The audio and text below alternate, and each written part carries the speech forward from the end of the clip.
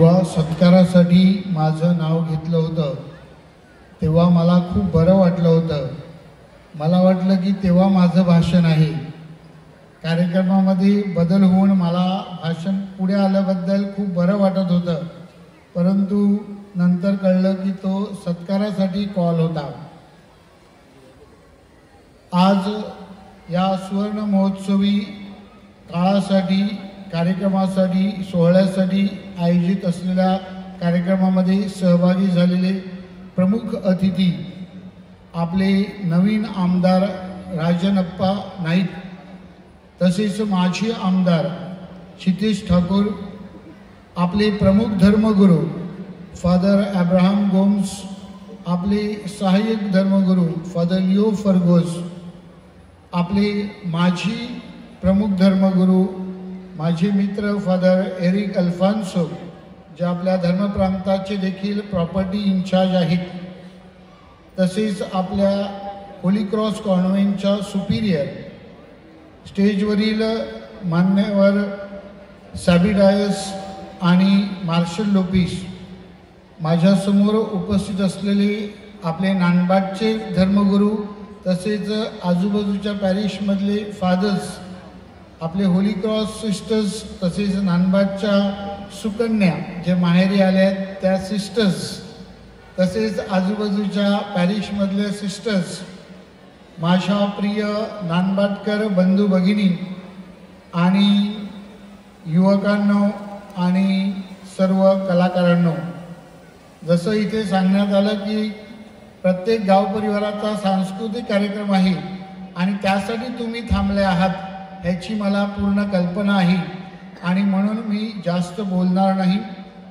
परंतु अगोदर ज्याप्रमाणे आपण नमूद केलं की आपले जे 10 प्रमुख धर्मगुरू होते त्यामधले 5 मरण पावले आहेत, त्यांची आपण आठवण केली आणि 5 हयात आहेत त्यांची देखील आपण आठवण केली. त्याचबरोबर या प्रमुख धर्मगुरूंबरोबर अनेक सहाय्यक धर्मगुरू होते, सर्वांची नावं आता मी वाचत नाहीत. त्या सहाय्यक धर्मगुरूंची देखील मी खास आठवण करतो आणि अनेक ब्रदर्स, मी जसा कार्यानुभवासाठी रिजन्सीसाठी होतो तसे अनेक ब्रदर्स हे इथे कार्यानुभवासाठी येत होते. आणि त्याशिवाय आपल्या होली क्रॉस कॉन्व्हेंटमध्ये अनेक सिस्टर्स, सिस्टर जोहानानंतर सुपिरियर म्हणून आणि सहाय्यक सिस्टर्स म्हणून, प्रिन्सिपल्स म्हणून इथे कार्य करून गेले आहेत.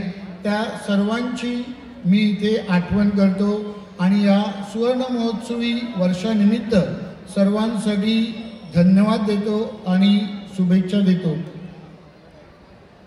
प्रिय भाविकांनो, आपल्या वसई धर्मप्रांताचे पहिले बिशप थॉमस डाबरे ह्यांनी या धर्मक्रमावर खूप प्रेम केलं आहे आणि अनेक वेळा त्यांनी या धर्मक्रमासाठी योगदान दिलेलं आहे. तसेच आपले दुसरे bishop archbishop Felix Machado ह्यांचंही या धर्मक्रमावर विशेष लक्ष होतं आणि त्यांच्याच कारकिर्दीमध्ये या नवीन चर्चचं उद्घाटन झालं होतं आणि म्हणून त्यांचे देखील या दोन्ही आपल्या बिशपांचे मी मनपूर्वक आभार मानतो.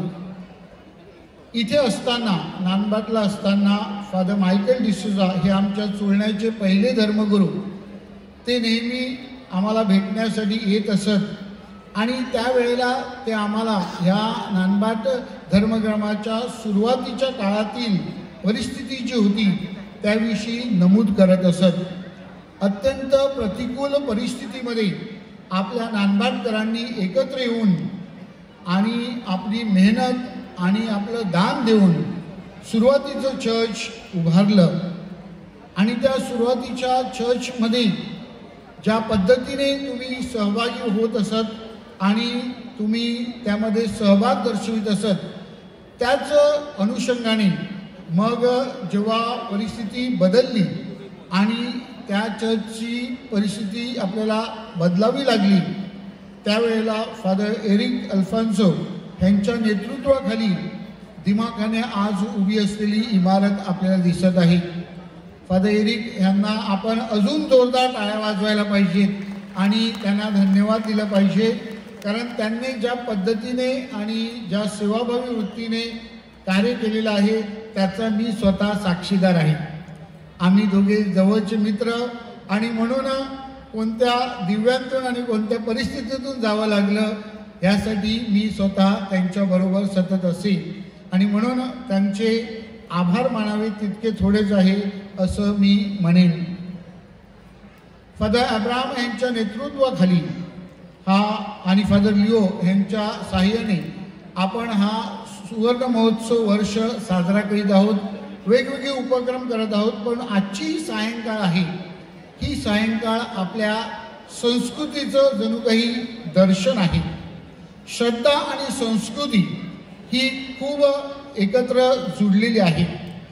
श्रद्धेमधून संस्कृतीला वाव मिळतो आणि संस्कृतीद्वारे श्रद्धा मजबूत होत असते आणि म्हणून त्या अनुषंगाने आजचा हा जो आपण जणू काही एक कार्निवल केला तो केवळ एक बाह्य स्वरूप नसून आपली संस्कृती जी आहे ती संस्कृती आपल्याला कशी जतन करता येईल या संस्कृतीमध्ये ज्या चांगल्या गोष्टी आहेत त्या आपल्याला कशा वाढवता येतील आणि विशेष करून आपली ही जी तरुण पोरं आहेत ज्यांना याच्याविषयी काही कल्पना नाही त्यांच्या मनामध्ये ह्याविषयी कसं आकर्षण आणि ओढ निर्माण करता येईल त्यासाठी हे जे आपले पेहराव होते ते जे आपले सगळे देखावे होते हे अत्यंत महत्त्वाचे आहेत आणि ते आपण जतन करून ठेवले पाहिजेत आणि अशा प्रकारे वेगवेगळ्या उपक्रमाद्वारे आपल्या भावी पिढीला आपल्याला ते देता आलं पाहिजे. जेव्हा श्रद्धा संस्कृतीशी एकरूप होते त्याला इंग्रजीमध्ये इनकल्चरेशन म्हणतो. म्हणजेच श्रद्धेची खरी वाढ होऊ शकते आणि तशाच प्रकारचं प्रयोग ह्या सायंकाळी आपण केलेला आहे आणि म्हणून मी खास आपले प्रमुख धर्मगुरू आणि सर्व सिस्टर्स तसेच सर्व कार्यकर्ते ह्यांचे अभिनंदन करतो, आभार मानतो. अत्यंत शिस्तबद्ध पद्धतीने आणि योजनेने आपण ही यात्रा केलेली आहे आणि त्याद्वारे आपल्या श्रद्धेचं आपण प्रकटीकरण केलं आहे. आपली श्रद्धा आपल्याला कसं एकत्र येण्यासाठी आपली श्रद्धा आपल्याला कसं दुसऱ्यांच्या जीवनामध्ये आनंद निर्माण करण्यासाठी प्रवृत्त करते ह्याचंच एक सुंदर दर्शन या सायंकाळी संध्याकाळी 4 वाजल्यापासून तर 6 वाजल्यापर्यंत आपण केलेलं आहे आणि त्याबद्दल आपले हार्दिक अभिनंदन. प्रिय भाविकांनो, जुबली वर्ष, महोत्सवी वर्ष, गोल्डन जुबली वर्ष केवळ बाह्य दृष्टीने आपण साजरा करणार आहोत का? नाही. तर आपण आता श्रद्धेचं प्रकटीकरण आपल्या कृतीमध्ये देखील करता आलं पाहिजे आणि म्हणून त्या दृष्टिकोनातून आपल्याला काही पावलं उचलावी लागतील आणि त्यासाठी आपले प्रयत्न असणार आहेत. विशेष करून आपल्याला या जुबली वर्षामध्ये पोप फ्रान्सिस यांनी सांगितलेलं आहे की लेट देअर बी रेकन्सिलिएशन. समझोता झाले पाहिजेत, समेट झाले पाहिजेत, ऐक्य वाढलं पाहिजे आणि म्हणून त्या अनुषंगाने मी आपणास एक आव्हान करीन की आपल्याला तंटामुक्त नानभाट निर्माण करता येईल का? आपल्या 12 गाव परिवारातील सगळ्याच्या दुरावे असतील किंवा भानगडी असतील किंवा आपले जे केसेस असतील ते आपल्याला मुक्त करता येतील का? या जुबली वर्षानिमित्ताने आपल्याला मनाचा हा मोठेपणा दर्शविता येईल का की जेणेकरून आपल्याला अभिमानाने सांगता येईल की नानभाटकर श्रद्धेमध्ये किती प्रगल्भ आहेत, पुढे गेलेले आहेत की ते एकमेकांचा स्वीकार करण्यासाठी एकमेकांबरोबर समेट करण्यासाठी तयार आहेत आणि हा जो उद्देश आहे तो जुबलीचा उद्देश आपल्याला पुढे न्यायचा आहे. त्याचप्रमाणे या जुबली वर्षामध्ये आपल्याला आपली नाती आहेत ती अधिक प्रेमाची आणि स्नेहाची व्हावी म्हणून पोप फ्रान्सिस यांनी आपल्याला सांगितलेलं आहे आणि मग त्या अनुषंगाने आज मी बघितलं की केवळ नानभाटकरच नाही तर अनेक तुमचे लेकी हे परत माहेरी आलेले आहेत. म्हणजेच आपले जे कौटुंबिक नाते आहेत भावा बहिणीमधले, भावाभावामधले आणि बहिणी बहिणीमधले नाते किंवा आईवडिलांची आणि मुलांची नाते हे आपल्याला अधिक चांगल्या प्रकारे कसे करता येतील ह्यासाठी आपण प्रयत्न करायचे आहेत आणि त्याच अनुषंगाने आपल्याला हा सुवर्ण महोत्सव वर्ष साजरा करायचा आहे. त्यासाठी आपण काही योजना केली पाहिजेत, त्यासाठी आपण पावलं उचलली पाहिजेत आणि तेच खऱ्या अर्थाने आपल्या श्रद्धेचं प्रकटीकरण आहे. पोप फ्रान्सिस यांनी आपल्याला सांगितलेलं आहे की या बाबतीमध्ये निराश होऊ नका, कारण आशा कधी निराश करत नाही. हे संत पौलाचं रोमकरास पाठविलेल्या पत्रामधून घेतलेलं अध्याय 5:5 मधलं वाक्य आहे. म्हणजेच आपला आश्रयदाता आपल्याला शिकवत आहे की नथिंग इज इम्पॉसिबल, कोणतीच गोष्ट अशक्य नाही. आपण आशेने जर ती निवडली तर निश्चितच आपल्याला ती पूर्ण करता येते.